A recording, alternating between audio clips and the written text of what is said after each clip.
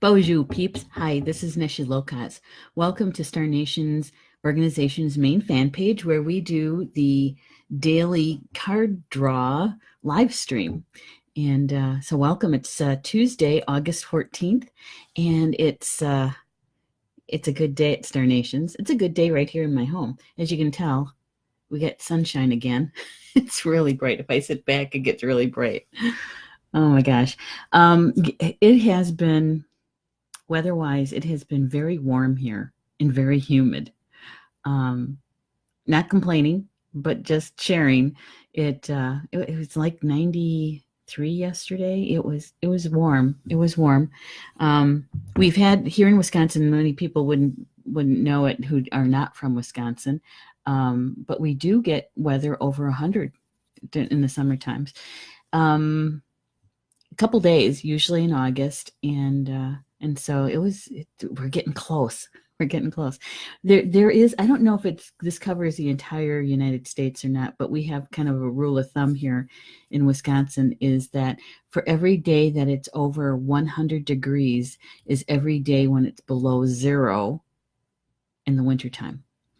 And so it's been actually a rather mild summer. We haven't been over 100 yet. So yeah. Hey, Cindy Lynn, good morning. Good morning, lady. So good that you're here with me. I appreciate that.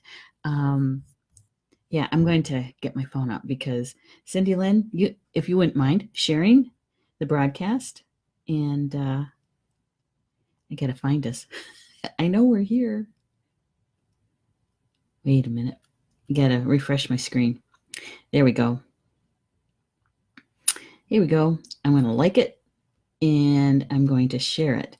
And I'm sharing it to my personal timeline just to let all my friends know that I'm live streaming.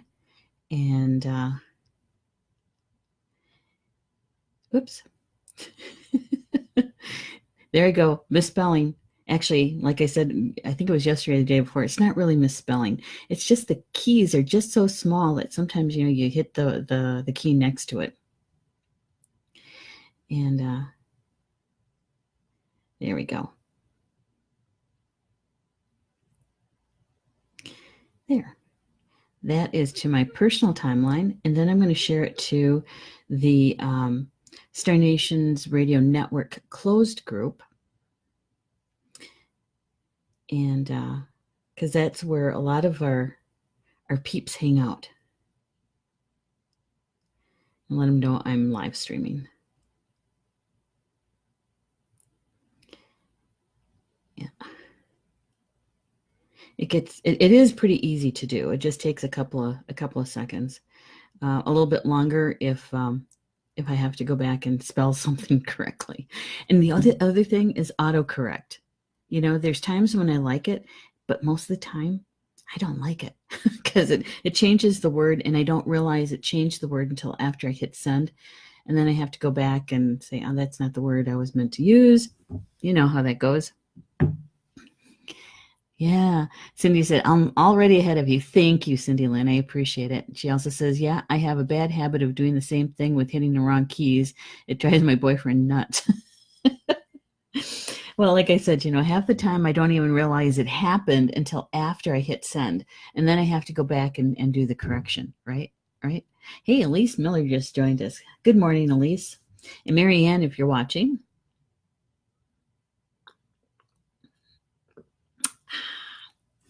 Got iced tea this morning. Black tea. Yeah, still need the caffeine. But I just was craving tea this morning. So Tuesday here is usually a very busy day for Star Nations. The radio network live stream shows. On the second Tuesday, we usually have 3 shows for the day. Mervyn Kelly kicks it off for us in the morning, and then there's this live stream. And then Polly Jo has her show, Chakra Sessions, at noon Eastern. And then this evening at 8 p.m. Eastern, from Communications from Home is my evening show. And so Tuesdays are usually pretty busy. Mervyn, however, I had to cancel his show this morning. from Star to Stone. And the messenger messages that I received from him, he was, he felt really bad about doing that, but he's taking care of his elderly mom, and she needed medical attention. And so, of course, her well-being comes first, obviously. And so I was helping him this morning to cancel his show. I'm hoping he's going to take the subject that he had for this morning and share it with us in September, on his September show. Because he was going to be telling us some stories. He was going to share with us about people who are Merlin-like. Merlin-like, because most of us recognize Merlin, right? We know some of the stories about Merlin and King Arthur and that sort of thing. And from what Mervyn was sharing with me is that there's other people in the Druid history, I guess is a good way to say it, in their oral traditions, that they have other people who were Merlin-like, that we have never really heard about them, or very little. And so he was going to share that with us. So I'm hoping he's going to keep that topic for next month, because I think it's a good one. Yes, I do. And since I'm plugging shows, Carla Joe's show at noon, I'm definitely going to make that one. Although my mom has a nurse is coming. Her palliative nurse is going to be here around noon. And so I have to be available for that. So I might have to duck out a little early from Polly Joe's show so I can get prepared for that meeting. So anyway, Polly Joe, her show is about releasing repressed anger. Yeah. I think it's going to be a good one, because there is many of us. I think we have that somewhat in common. Is how we express anger, and especially women of a certain age. We were raised not to show anger, that everything is fine. I'm just fine. So anyway, I'm interested in that show as well, and the healing around that. So join us. Her show is at noon Eastern, and so it's right after this live stream. And so we'll meet back in the chat room under Chakra Sessions fan page. There we go. And then tonight, my show is all about the magazine. There's a couple of backstories that I thought you would find interesting too. The August issue of the magazine, and so that's my show tonight's going to be about that. But today's card draw. Elise is saying, I hope he's still coming to Michigan. Yeah, I think he's leaving later this week. And he's got his flight and his itinerary and all that. I don't know. It depends on what's going on with his mom. I don't know all the details yet. And so, although he did tell me that he would contact me once the doctor's been there and everything gets settled and situated. So, yeah. Yeah. I know that he has coverage for his mom, and it's a family member. So, chances are that he might, I don't know. I shouldn't promise anything because I don't know.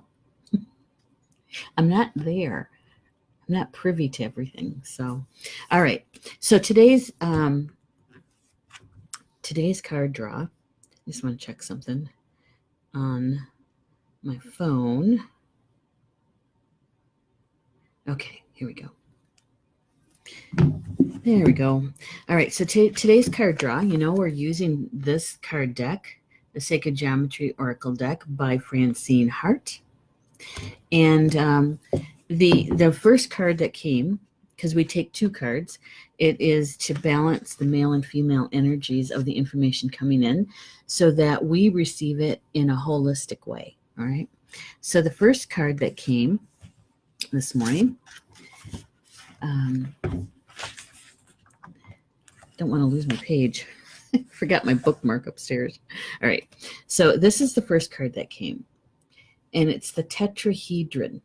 A tetrahedron is a triangle, and this picture is more of a three-dimensional drawing of it rather than a two-dimensional. So it's a tetrahedron. I don't know. There we go. My camera, come on, focus. It's a little bit out of focus. Tetrahedron. And the tetrahedron, the triangle, is one of the platonic solids, one of the shapes in Metatron's cube, also known as the Tree of Life. And the platonic solids, there's 5 of them, and they are known as the building blocks of all life, of everything. Everything that's created has the platonic solids in it. And the sacred geometry is actually the essence, the vibration, the frequency of sacred geometry is in the 6th dimension. And in the 6th dimension is where creation happens. Some people call it the void. The way where the formless become form. I think that's how it's said.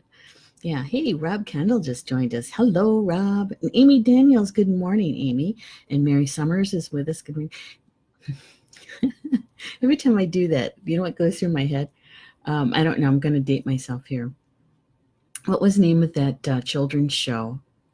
I lost the name of it. And she'd have that magic mirror, and she'd say, "I see Susie, and I see Bobby, and I see," you know. She never said Yvette. You know, and I know that back then it was a pretty unique name, but yep, we got to see it every once in a while because my family, we lived out in the country, and our nearest neighbor was like a quarter mile, maybe a half mile away, gravel road, and we had a television antenna, but, you know, and we had 3 channels, ABC, NBC, CBS, and occasional, you know, and also the public television. So actually there's 4. The public television always came in really clear. It was the other 3 that we had problems with. And so, you know, you'd be out there kind of turning the antenna to try to get, you know, good reception. So occasionally we would able to catch that show. And yeah, otherwise it was Captain Kangaroo. Romper Room, that's it. Thank you, ladies. Thank you. Miss Jean, yes, that's the one. And so, so every time I say hello to somebody in the chat room, that's what kind of reminds me of. I do have a hand mirror somewhere. I should probably get that out. That'd be kind of funny, wouldn't it? All right, so here we go. A tetrahedron. This was the first card that was drawn, and so it goes on the right-hand side of the layout, the card layout, and it represents the male energy, logic, thought, grandfather sky, the sacred masculine. Okay, and so the tetrahedron goes on the right-hand side, and so we're taking in the information through our mental mind. And with a tetrahedron, it actually is represents the element of fire. And in this position, with the apex, the top part facing up, represents the sacred masculine. And if it were inverted or upside down, and the apex was facing downward, downward toward Grandmother Earth, then it would be having the female aspect of the energy, but still fire. Okay. Now, Francine, when the card, she writes when the card is inverted that way, reversed, she puts it into a female energy. And, you know, I'm not saying that's not correct. It is correct. But it still represents fire. And fire generally has a masculine energy. But when the apex is facing downward, it does have the overlay of the sacred feminine because it's grandmother earth, right? But for this morning, it was apex up, point up, the point up toward grandfather sky. And so it is in the male energy. And it means action, according to Francine. Action. So here's what she says about the tetrahedron. She says that the platonic solids, I can't talk today, platonic solids within just of themselves, okay, as that group, within their structure, they hold cosmic truths. Cosmic truths. And the tetrahedron has 4 equal triangular faces. 4 equal triangular faces. And the tetrahedron speaks to the male side of our nature. This is the place of action. This is the fire of ambition and the understanding that it will take to bring ideas and projects to fruition. Now is the time to take action and initiate movement that will activate ideas and complete creative projects.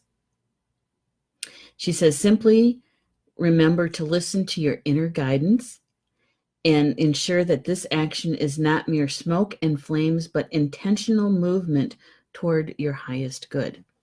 I like that. That it's intentional movement toward our highest good. So this card this morning is about taking action. Taking action. And remember that when I'm doing the card draw, the intention is to have Spirit show us what is the most important energy for us to know about today. And that's for our highest good and the highest good of all, right? And so it's about action. Taking action. Taking action about with some of those plans, ideas that you've had. Be small ones or big ones. Small ones or big ones. So there's a lot of fire energy to this. A lot of fire energy to it. You know, in August lies in the southern part of the medicine wheel and in the southern direction, right? And it is the element of fire. It's the element of fire. And so when I was contemplating this card this morning, after receiving it, I was thinking, and here we are sitting in the middle of August in the element of fire. So whatever we're working on, whatever we have brewing as a project, an activity, a creation, right? Manifesting that creation. It's time to ground it to the earth plane. That's what this action is about. When she says with intentional movement toward your highest good, that we're taking that manifestation. It's in our physical field. Okay, it's made it into the physical world. Whatever that was, whatever project you were thinking about or thinking about creating, it's here. And now it's up to you. It's your job to ground it to the earth plane. And you have to take action to do that. You have to take action to do that. If we don't ground it to the earth plane, it's not truly fully manifested. And how do we do that? For quite a few number of weeks, I was suggesting that when we ground our manifestations to the earth plane, that we're grounding it to the fourth and fifth dimension, right? And I don't remember who it was who asked, how do you do that? And I said that we have to use our bodies, because our bodies are the ones that are connected to Grandmother Earth. We replicate her. Our bodies are made up from her and our physical bodies, right? And that's why when we cross over, when we walk on, our spirit disengages from our physical body to return back to pure energy, pure spirit, and our physical body returns to Grandmother Earth. We truly are her children. Um, and so when we take the action that the tetrahedron is showing us today, is that we're grounding that manifestation, our creations, to the earth plane. And for me, I try to keep it really simple, and is that it's my intention that I'm grounding it to the fourth and fifth dimension, because that's where Grandmother Earth is. She's no longer residing in the 3D, third dimension. She is residing in the fourth and fifth dimension. Actually, she's probably spending a heck of a lot more time in the fifth dimension, and that's where we're headed because we're following her. So do you have a project that you were contemplating, that you were trying to pull together? Were you trying to figure out when to launch it, when to make it public? You know, how to bring something into the physical world. And I know that we were in Mercury retrograde, and I think we still are. When does it go direct? Does anybody know? That's in the live chat. I want to say it's like on the 16th, but I'm not 100% sure. And where's Julie Hedges when you need her? She's at work. She's at her 9 to 5. I believe it's the 16th. If somebody could take a look, if they could Google that and let us know, I would appreciate that. Because, you know, the rule of thumb is not to enter anything new during Mercury retrograde, because there's a possibility of miscommunication and that sort of thing. But to use that energy to rethink, redo, recalculate, all those RE words, right? And so now we're on the edge. We're on the edge of being able to move forward with any new projects. And so with today's card, the Tetrahedron, I believe that Spirit is giving us the green light. You know, it's like, okay, as soon as Mercury heads forward again, how does Julie say that? As he begins to march forward, that would be a good time to tap into that energy and the energy of the tetrahedron. Yeah. So any new projects out there? I don't know, Cindy Linson, but I know Mars retrograde starts on the 27th. Yeah. All right. I don't know. If somebody else could Google it, I know that it usually lasts about 3 weeks, the Mercury retrograde. And I know that we went retrograde, it was like at the end of July. I think it was at the end of July. I want to say like the 27th or 28th. And so there is, thank you, Molly. She's going August 19th is when it goes direct. Thank you. And so we have a few days. We have 5 days, right? And so if you have a project that you've been looking at that you're wanting to bring into the physical plane, and you're almost there, now is a good time just to lean into the Mercury retrograde and recheck everything. You know, if it's a website, is to go in and re-edit it. Recheck the links that you have there, those kinds of things, right? And using the tetrahedron energy to move forward is to ground it to the earth plane.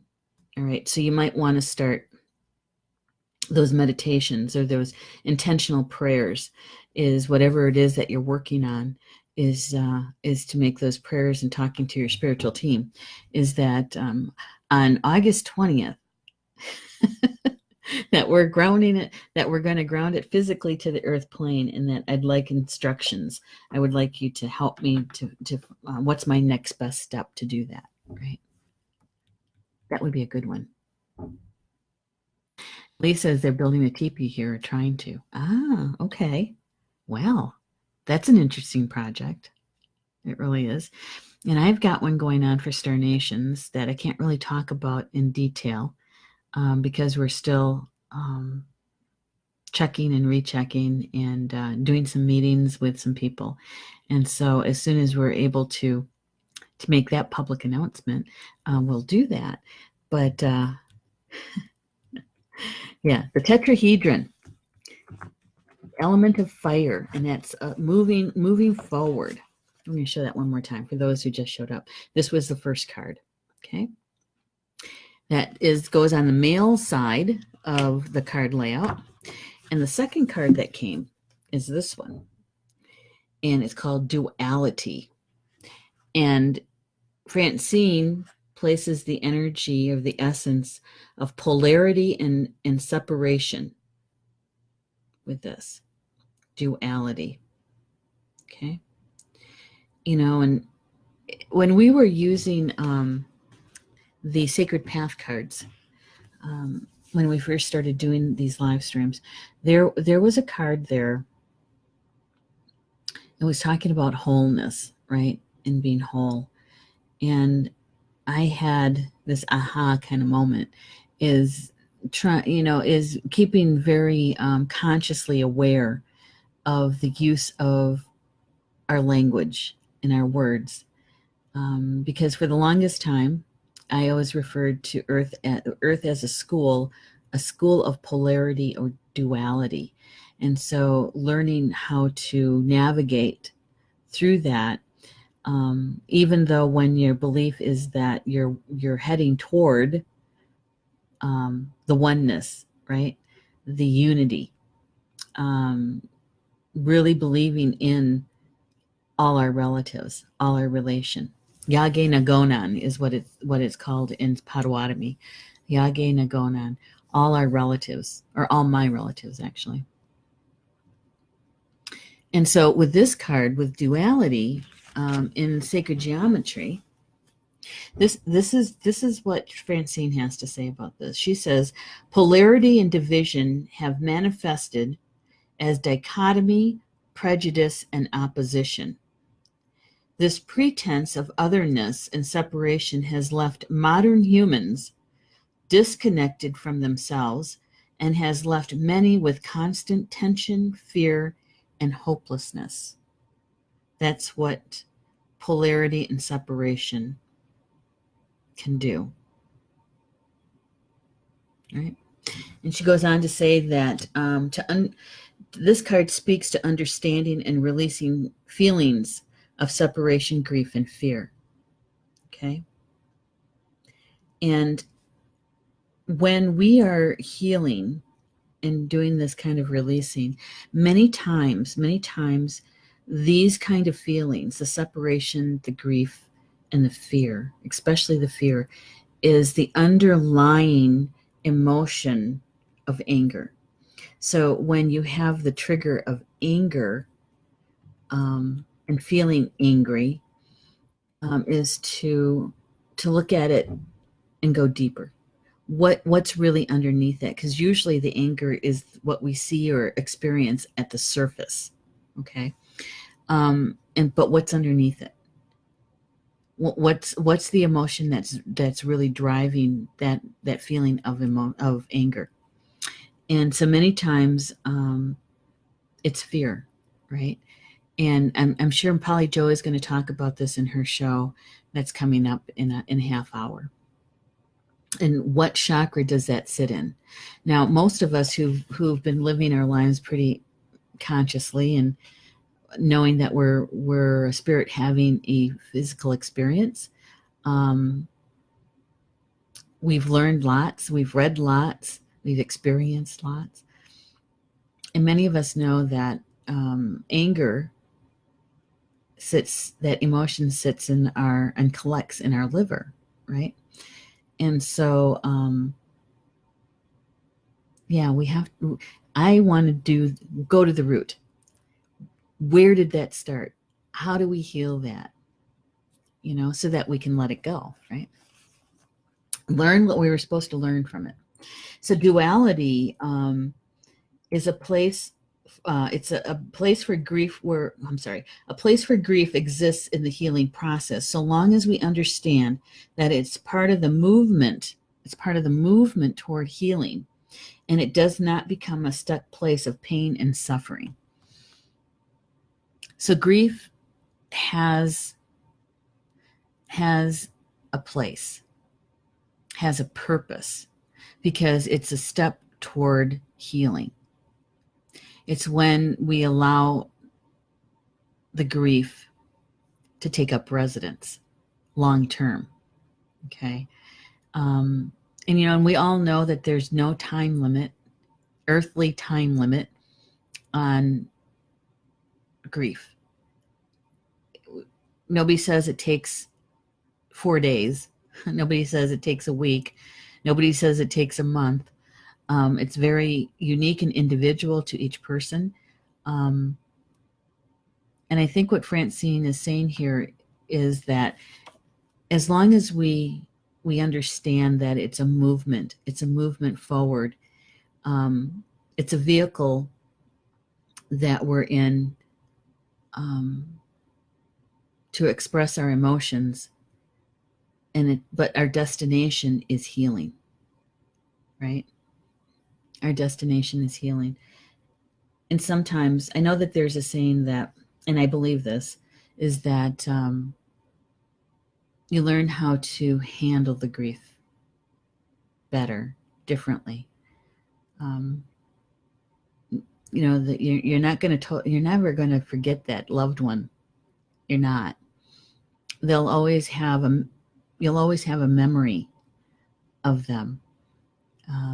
It's the letting go of the physicalness of them that takes a while, because we miss their voice, we miss their touch, and it doesn't matter if it's a 2-legged or a 4-legged or a bird, it depends on how much they were a part of your life.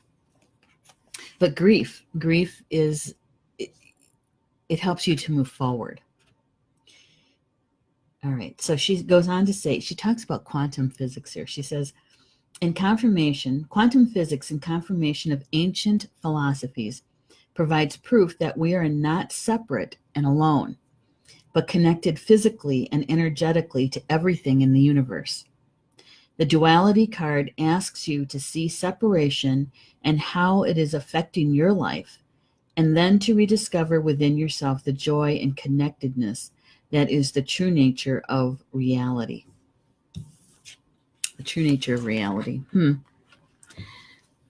So that leads the discussion to all my relation, right?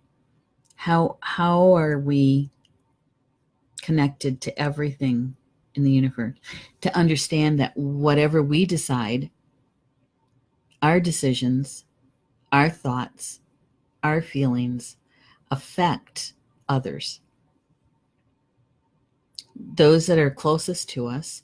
It affects our environment, the vibration of our environment. It affects everything, just like everyone else affects us, right?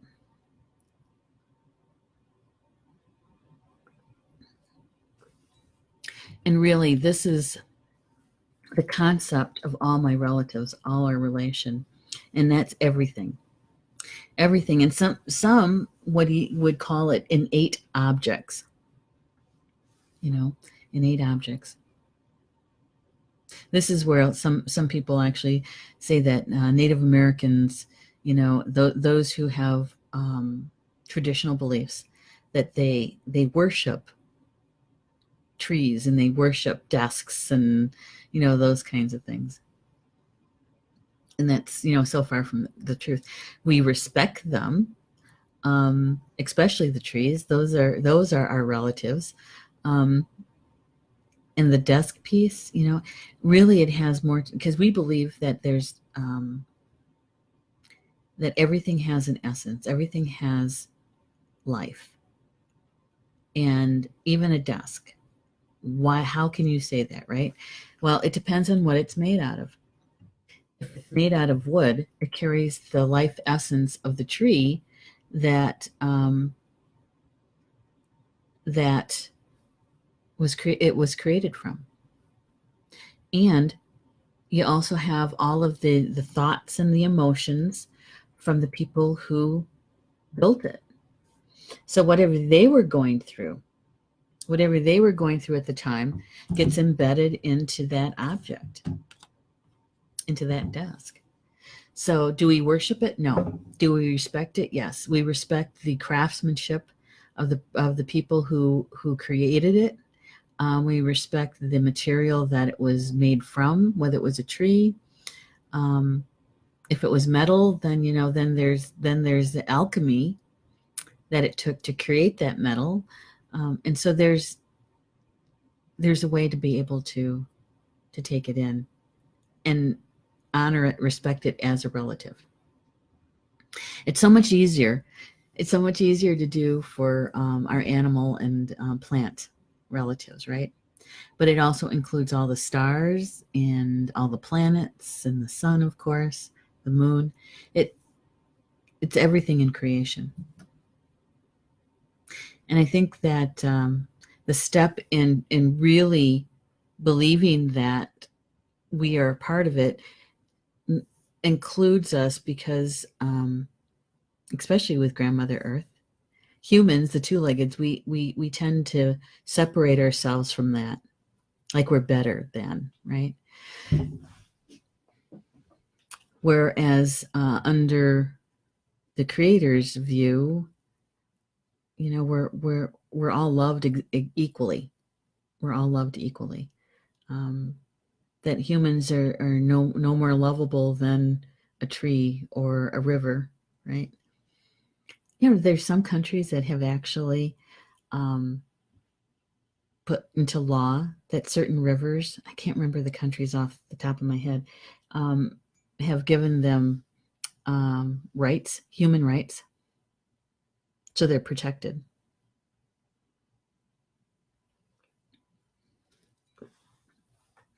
So with this card, the Duality card, what Francine is asking us is to consider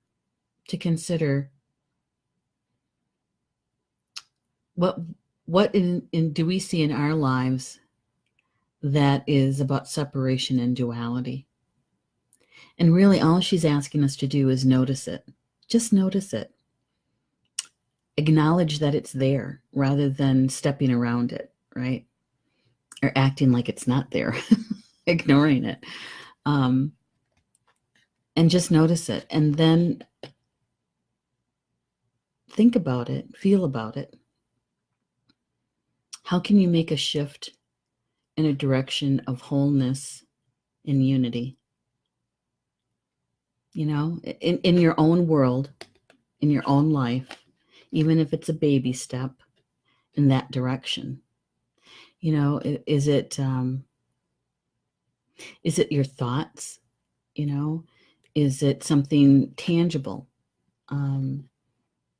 Anything that supports or creates separation, division, divisiveness,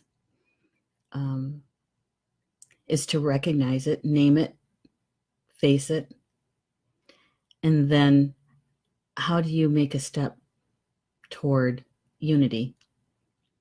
How do we do that? And it's going to be, some of us it'll be similar, and others it'll be so unique, and I think that's where we learn from each other, when we share our stories about that, right? When we share our stories. Yeah. I'm trying to think of one of my own. Give me a second.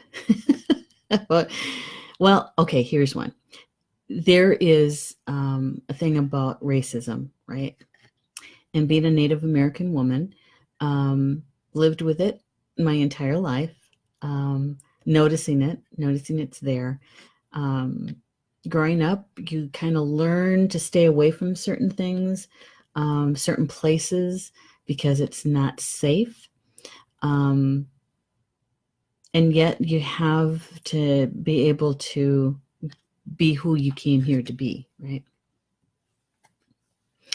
And so for me, the coping mechanism for that, many times, especially when I was very young, was to have my intellect step out. And so that every people would see or sense my intellect first, and then see the color of my skin. I think that's one of the reasons why I went into radio when in high school, is because nobody saw my face, but they heard my voice, right? And so that was a way for me to deal with the racism. As I get older, and especially these days, you know, I use my voice about it. If I see it, if I hear it, it's like, you know, that's, instead of being silent about it, and in our silence, we are, other people will think that we agree with them because we're silent, you know. And so even if we say something about, you know, it, or even just talk to the person who is receiving, there's the receiving end of that racism. So it's just, it's one of those things that we turn our attention to. And how do we step toward unity, right? How do we step toward really living our lives by the tenet, all my relation, Yage Nagonan, Matakwiyasan, all my relatives. How do we do that? To really do it, really? Yeah, really do it. Too many reallys all in a row. Hey, Carla Joe's with us. And Julie Hedges just showed up. Yay. And so did Rochelle. Hello, ladies. Julie is saying, just coming back from a meeting, we'll catch archives. Okay, that's good. Yeah, Julie, if you could put in the comments at some time when Mercury goes direct. Because we got the action card, the Tetrahedron, this morning. And so I was, that this is a card about moving forward, taking action, right? And being under the essence or the vibration of the Mercury retrograde. How do we work with this card today? And I was suggesting that we take a look at if we have a new creation and a new project that we've been working on, that we really go back and do, like, you know, re-edit, recalculate, redefine, those kinds of things, and do the intention, the prayers about grounding it to the earth plane using the action card. So these are the two cards that came today. The Tetrahedron, whoops, the Duality, the Separation and Polarity, and the Tetrahedron about action and fire, right? So with these two cards together, I believe that Spirit is leading us in a direction that we take action about bringing ourselves to wholeness and unity. That we understand and find a way to truly live our lives under the tenets of all my relation, which means that we respect everything, right? That we allow them space. Julie saying very similar to people. All people don't look like a norm. Not at all discounting racism. That's real. Also, anyone who with physical deformities or different abilities and size. Absolutely. Yep, I agree. Okay, and she's saying August 19th, Mercury stations direct. Thank you. And Molly did say that. So thank you. And Carla Joy saying good morning, all. And so with the energy of these two cards, remember this one, the Tetrahedron was in the male aspect of the layout, and the duality, the duality card. Wait, God darn it, the Duality card is was in the female position of the card layout. And so this is the one that we're bringing into our understanding, into our field through the female energies of intuition and emotion, our hearts, Grandmother Earth, right? That's the duality. And then this is the masculine side. And this is the action part. This is about logic, mental thought, right? So think about how duality is currently in your life. How do you feel about it? How do you take steps toward unity in all my relation belief? Yeah, I like it. Julie saying takes until September 6th, so to be out of the shadow, gain all the ground he lost while right. All right then. We've got time. We've got time to take that action, to manifest it and to ground it into the earth plane, right? Yeah. Well, with that, like I say every morning, is whatever was shared. If it resonated with you, yay, embrace it, grab it, see what you're going to do with it. If it didn't resonate with you, and it's okay, you can just leave it alone, leave it to the side. Maybe we're the planting the seeds, or maybe you're the messenger and you can share the recorded video with a friend, or be the messenger, right? And so watch, notice how the energy flows today. And maybe you're a witness to a person that is heading toward unity, and taking action for that. Maybe you're the direct participant in it. Just watch how it unfolds for you for the day. And with that, enjoy the rest of your Tuesday. Remember, Carla Jo, I just read your name. Polly Jo is coming up in about 10 minutes for her show, Chakra Sessions, and she is going to be sharing about releasing repressed anger. And so I'm going to be in the chat room. I'll meet you back there, okay? And we'll be participants in Carla Jo's show. So enjoy the rest of your day, and Bama Mina until we see each other again. Love you guys.